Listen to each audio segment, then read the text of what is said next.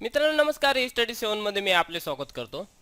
मित्रांनो, या भागामध्ये एमपीएससीचा जो लिपिक टंकलेखक पूर्व परीक्षा ही जी झाली होती 11 जून 2017 याचा आपण एक भाग घेतलेला होता, बुद्धिमत्ता चाचणी, आणि यामध्ये आपण त्याचाच भाग 2 बुद्धिमत्ता चाचणीचा इथे घेणार आहोत. मित्रांनो, तुम्हाला सांगू इच्छितो की हे जर चॅनल तुम्ही सबस्क्राइब केले नसेल तर कृपया सबस्क्राइब करून घ्या, कारण यामध्ये एमपीएससी करिता इतर स्पर्धा परीक्षाकरिता आपण विविध व्हिडिओ यामध्ये घेऊन येत असतो. चला बघूया. तर 78 क्रमांकाचा एक प्रश्न होता. काही जे प्रश्न आहेत ते आपण एक भागामध्ये घेतलेले आहेत, उर्वरित यामध्ये आपण घेणार आहोत. तर यामध्ये 78 नंबरचा प्रश्न आहे. यामध्ये बघा, काही बेरीज दिलेली आहे आणि स्टार दिलेला आहे. त्या स्टारच्या ठिकाणी एकच अंक येतो कोणता तरी, तो अंक कोणता येईल ते आपल्याला बघायचं आहे. मित्रांनो, हे जर उदाहरण आपल्याला सोडवायचं असेल तर ऑप्शनहून लवकर सोडवता येते. बघा, 7 2 8, 8 9 17, 17 7, हातचा आला 1. या ठिकाणी जर आता 3 ठेवले तर 3 आणि 3 6, 4 10, हातचा आलेला 1, म्हणजे ते होईल 11. बरोबर. 6 आणि 4 10 आणि 1 11. 11 11शी इथे 1 येईल आणि इथं आपण 3 ठेवला होता, 3 आणि हे इथे 1, म्हणून हे मॅच होणार नाही. तसेच जर 4 ठेवले इथं तर हातचा आलेला 1, 4 3 12, 12 आणि 1 13. इथं 3 येते, इथं 4 ठेवलाय म्हणून ते पण येणार नाही. आता इथं जर आपण 5 ठेवले या प्रकारे बघू. आता असे जर 5 ठेवले आपण या स्टारच्या ठिकाणी, याची बेरीज केली, 6 2 8 9 17, 17 7, हातचा आला इथे 1, 5 5 10, 4 14, 1 15, 15 5, म्हणजे हे जे 5 आले या स्टारच्या ठिकाणी 5 5, म्हणजे प्रत्येक स्टारच्या ठिकाणी 5 येत आहे. परत इथून एक हातचा आला 3 3 6 आणि 1 7, म्हणजे ही जी बेरीज आहे याप्रमाणे येत आहे आणि स्टारच्या ठिकाणी एकच अंक येत आहे, म्हणजेच याचं जे आन्सर आहे हे 5 करेक्ट आहे. नंतर बघू. एक्स हा वायचा मुलगा आहे, पी ही वायची सासू आहे, क्यू ही आरची मुलगी आहे व एक्सची बायको आहे, तर वायचे क्यूशी नाते काय असेल हे आपल्याला इथे शोधायचं आहे. मित्रांनो, अशा प्रकारचे उदाहरण सोडवण्यासाठी एक आपण काही म्हणजे चिन्हाचा वापर करत असतो, ते या प्रकारे. स्त्रीसाठी इथं वजाचं चिन्ह दर्शवायचं, म्हणजे स्त्री किंवा पुरुष ते आपण यावरून ठरवतो. तसं पुरुषासाठी अधिकचं चिन्ह ठरवायचं, म्हणजे स्त्री असेल तर वजा आणि पुरुष असेल तर अधिक. यावरून आपल्याला लिंग त्यांचं माहीत पडते. ठीक आहे, पुरुष आहे की स्त्री आहे म्हणून. नंतर पती पत्नीसाठी असे दोन्ही इकडून बाण असणारी एक आपण डॅश, आणि भाऊ बहीण किंवा भाऊ भाऊ बहीण बहीण असेल तर आपण अशा प्रकारे डॅश देत असतो, हे लक्षात ठेवायचं. आणि आई वडील किंवा मुलगा हे जर असेल तर आपण स्टेप बाय स्टेप, म्हणजे वडील असेल तर वरती, मुलगा असेल तर खाली, नातू असेल तर 2 स्टेप खाली, अशा प्रकारे करत असतो. चला बघूया उदाहरण, म्हणजे उदाहरण सोडवताना तुमच्या लक्षात येईल. तर बघा, एक्स हा वायचा मुलगा आहे. तर एक्स हा वायचा मुलगा आहे, म्हणजे वाय वरती जाणार, कारण आपण जे वडील आहे ते वरती लिहित असतो, मुलगा खाली लिहित असतो. तर एक्स हा वायचा मुलगा आहे, तर एक्स हा मुलगा असल्यामुळे इथं अधिकचं चिन्ह, परंतु वाय नेमकं स्त्री किंवा पुरुष हे आपल्याला अद्याप यावरून समजत नाही आहे, म्हणून त्याला आपण राहू देऊ. नंतर पी ही वायची सासू आहे.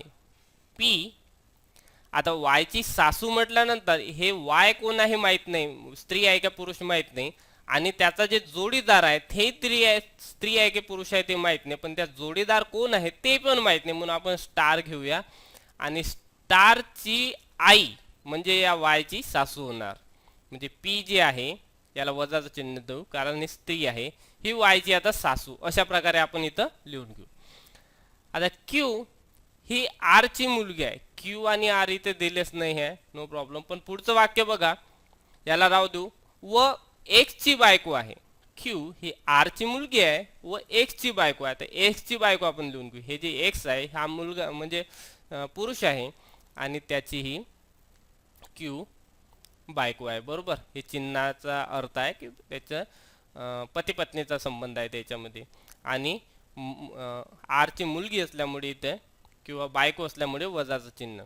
परत आता आपल्याला लिहिता येईल, क्यू ही आरची मुलगी आहे, म्हणजे क्यू आपल्याला आर हे आपल्याला वरत लिहावं लागेल. क्यू ही आरची मुलगी आहे बरोबर, परंतु आर नेमका पुरुष आहे की स्त्री आहे हे आपल्याला इथून त्यांनी सांगितलं नाही किंवा यावरून समजत नाही.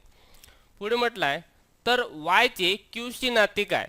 हे वाय आणि हे क्यू, हे जे क्यू आहे हे स्त्री आहे, तिचे हे मिस्टर किंवा तिचे जे पती आहे, पतीची हे एकतर आई असेल नाही तर वडील असेल, म्हणजे हे जे आहे याचे सासू असेल किंवा सासरा असेल असं यावरून आपल्याला ठरवता येते. परंतु इथं सासरा दिलेला नाही, इथं सासू दिलेलं आहे. ॲक्च्युली हे सासरा पण असू शकते, सासू पण असू शकते, पण ऑप्शनमध्ये आपल्याला सासू दिलं आहे म्हणून याचा आन्सर सासू येईल. नंतर बघू, इंग्रजी विषयात रामला श्यामपेक्षा 8 गुण कमी मिळाले तर रमनला 67 गुण मिळालेले आहेत. अक्षयला श्यामपेक्षा 5 गुण कमी परंतु रमनपेक्षा 4 गुण जास्त मिळाले आहेत, तर रामला इंग्रजी विषयात किती गुण मिळालेले आहे हे आपल्याला काढायचं आहे. बघू, इंग्रजी विषयात रामला श्यामपेक्षा 8 गुण कमी मिळाले, म्हणजे हे राम आणि श्याम. आता रामला श्यामपेक्षा 8 गुण कमी मिळाले, म्हणजे श्यामला जर आपण x गुण म्हटलं तर रामला x - 8 होईल बरोबर, म्हणजे याच्यापेक्षा याला 8 गुण कमी आहे. तर रमनला 67 गुण मिळाले, रमन याला मिळाले 67 गुण बरोबर. पुढे म्हटलंय अक्षयला श्यामपेक्षा 5 गुण कमी परंतु रमनपेक्षा 4 गुण जास्त मिळालेले आहे बरोबर, म्हणजे रमनपेक्षा 4 गुण हे वाक्य इथं आपल्याला महत्त्वाचं आहे. तर रमनपेक्षा 4 गुण जास्त म्हणजे रमनला 67 आहे, तर याच्यापेक्षा 4 गुण म्हणजे याला 71 होईल बरोबर. आता पुढे इथं म्हटलं आहे की बघा अक्षयला श्यामपेक्षा 5 गुण कमी आहे, अक्षयला श्यामपेक्षा 5 गुण कमी आहे, म्हणजे अक्षयला या श्यामपेक्षा 5 गुण कमी आहे, म्हणजे याला 5 गुण जास्त असणार, म्हणजेच याला असेल 76 गुण बरोबर. आता श्यामला जर 76 गुण असेल तर या 76 पेक्षा 8 गुण कमी रामला असेल, म्हणजे 76 वजा 8 म्हणजे ते येणार 68.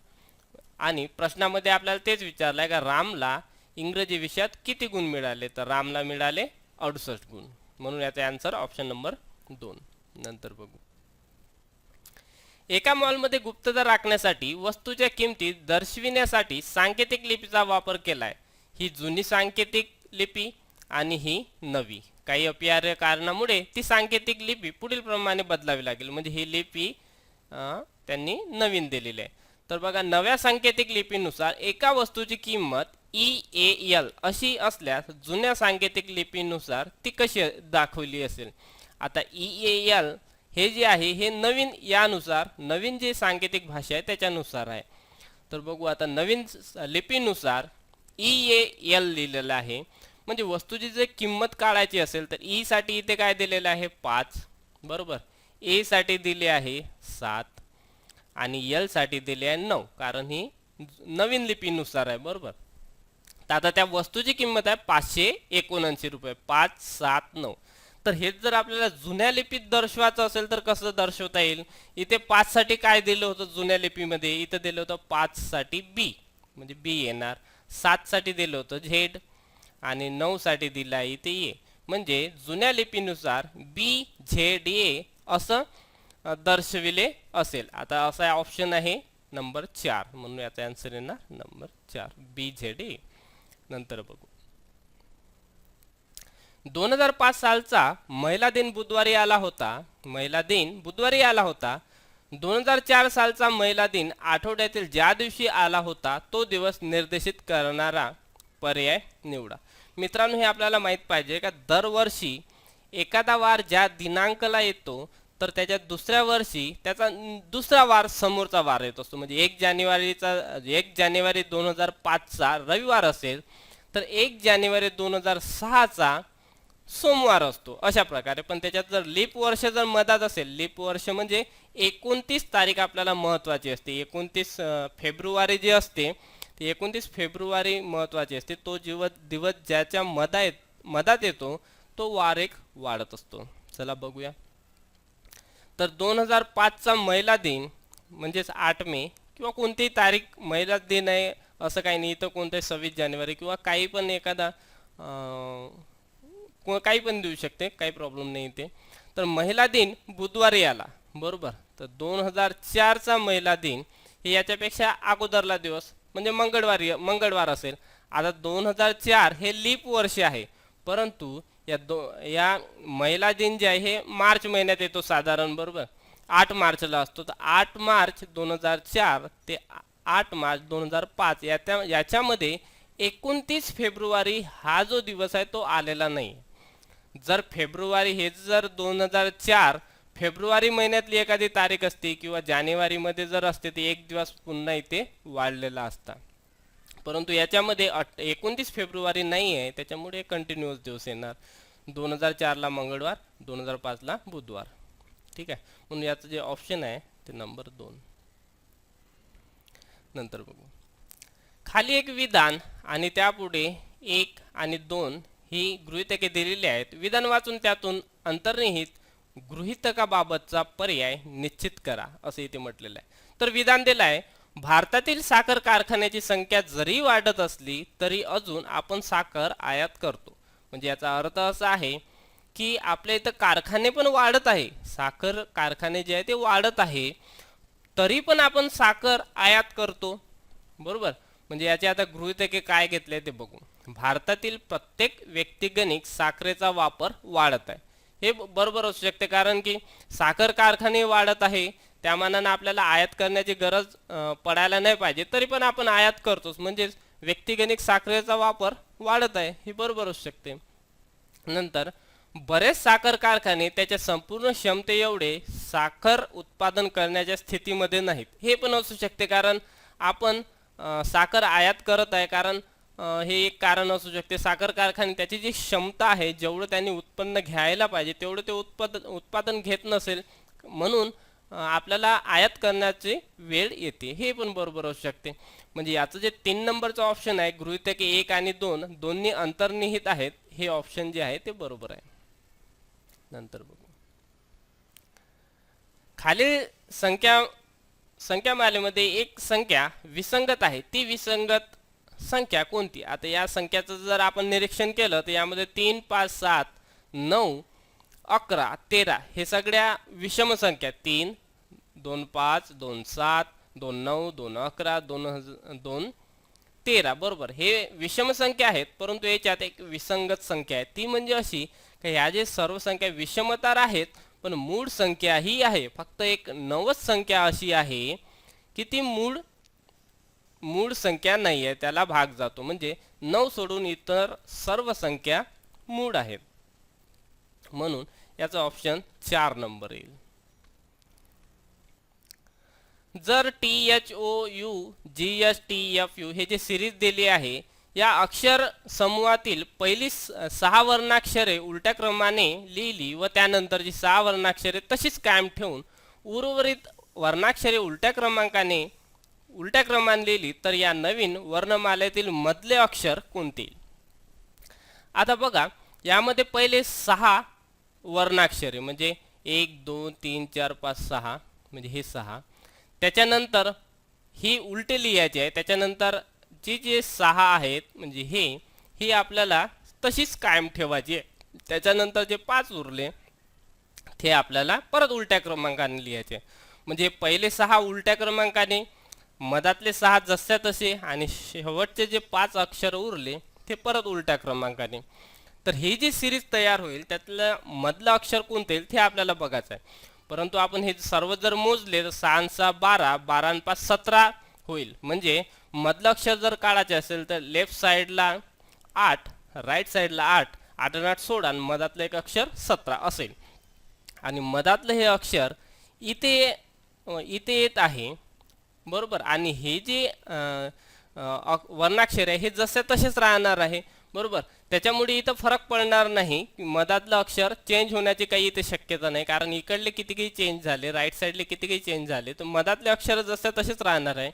त्याच्यामुळे डायरेक्ट आपल्याला काढता येईल. हे जे यू आहे इकडं 8 आणि इकडं 8, कारण चेंज होणार हे आहे आणि इकडे पण चेंज होणार आहे, परंतु हे होत नाही, म्हणून इथं यू सरळ याचा आन्सर येईल. मधात अक्षर यूच येणार आहे. जर आपण तसं सोडून पाहिलं तर बघा, आता हे उलटे HGUOHT हे उलटे लिहून घेतले. परत हे सरळ T F U L E S लिहून घेतले जसं तसे, आणि परत हे उलटे S S E N S हे उलटे लिहून घेतले. आणि हे 17 अक्षरं म्हणजे इकडून लेफ्ट साईडला 8, 6 आणि 2 8, आणि इकडून 8 म्हणजे मधातलं जे आहे ते यू येणार. मित्रांनो, अधिक व्हिडिओ बघण्यासाठी हे जे लिंक आहे www.youtube.com/estudy7 याला तुम्ही भेट देऊ शकता. तसेच टेलिग्राम जॉईन करण्यासाठी www.t.me/estudy7 याला तुम्ही या लिंकवरून तुम्ही जॉईन करू शकता. व्हिडिओ बघितल्याबद्दल धन्यवाद.